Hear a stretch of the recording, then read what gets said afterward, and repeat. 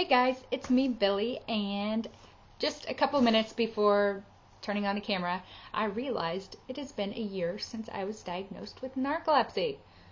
And I don't know the exact date that I was diagnosed, and you think that's crazy, you should know the exact date you were diagnosed.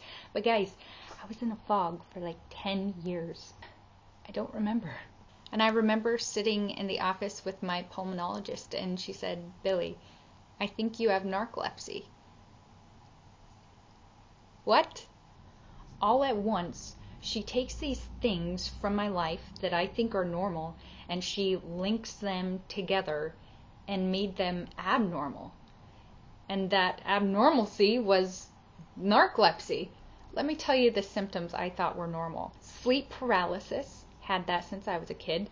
Hallucinations, well, vivid dreams, really. I didn't know how to describe my hallucinations because it was not in my vocabulary at the time. I've always had werewolves in my dreams. I'm not talking good-looking werewolves of today. I'm talking the Goosebumps and Are You Afraid of the Dark and that awful Halloween Ernest movie. And I remember at a young age feeling their breath on my skin, on my cheek.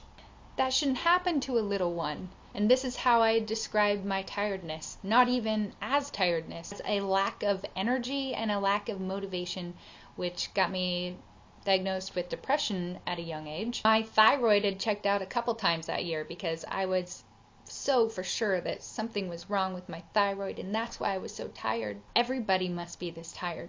That's what I thought. Cataplexy was a little harder to diagnose on me. At the time, I wasn't sure if I had it.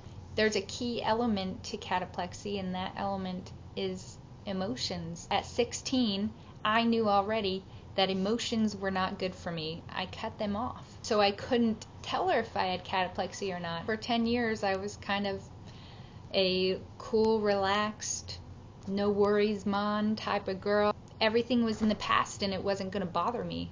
And live in the present. So how has my life changed since being diagnosed?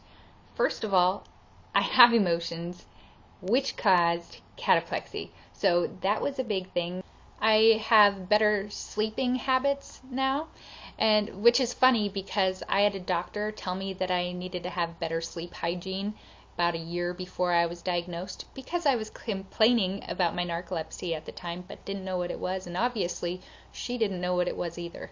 And I've learned that I can't sleep for squat without taking Xyrem. I've known that I haven't been able to sleep for a long time because that's initially why I was sent to a sleep specialist, because my primary healthcare physician thought that I had insomnia.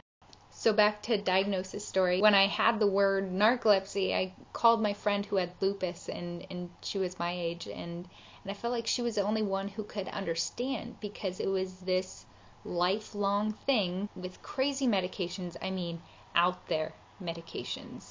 So there you have it, my diagnosis story, and I didn't even get into like the crazy, out of this world things that happened to me before I was diagnosed, and they still happen sometimes. I need to write it down because it's just too long and too big for a short video. Maybe another video? I don't know.